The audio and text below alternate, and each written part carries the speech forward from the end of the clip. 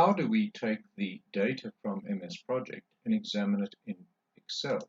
Well, let's look at MS Project. There's my cost sheet, which is behind the Gantt chart over there. And I've selected the entire area. How did I activate the cost sheet? I simply went to tables and costs over here.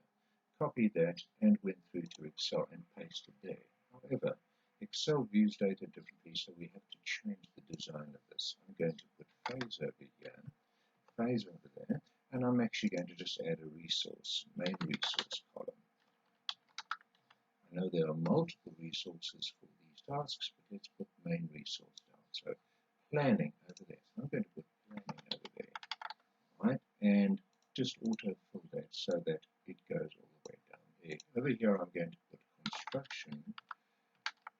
See, this is a different way in which we can list this. And the reason for this is that Excel will then be able to examine the data a lot easier. And then the last one is, of course, inspection and sign-off. So inspection and sign-off.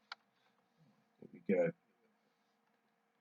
put that there as well. Now we can delete these rows. So we are manipulating the data, admittedly, and there may be quicker ways of doing this, but for examination in Excel, of course, this would be best.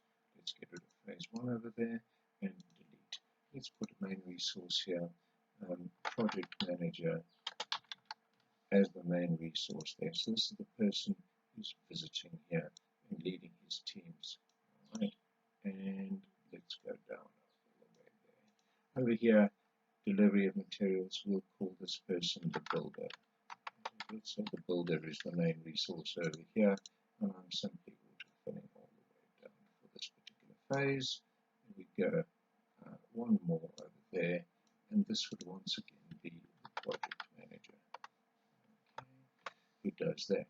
So what we have here is a different list to the one we had originally in Microsoft Project, but now we can examine the data. So if we were to go to Insert and create a pivot table out of this, and just check that it's chosen the right area. Yes, it has. We're putting it on a new sheet. We're simply going to phase over here. So the two pivot tables we can create. Phase over there, and then total cost over there. That would be very simple.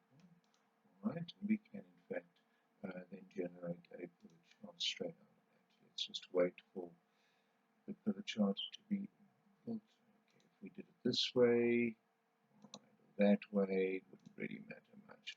Okay, so let's do it that way, and that would be the costs for the different phases. Let's go back to sheet 1 and let's do another one, although no, we can create another one over here, another chart over here. So if we took phase out there and we put main resource in there, then we would see the two main resources and what they cost.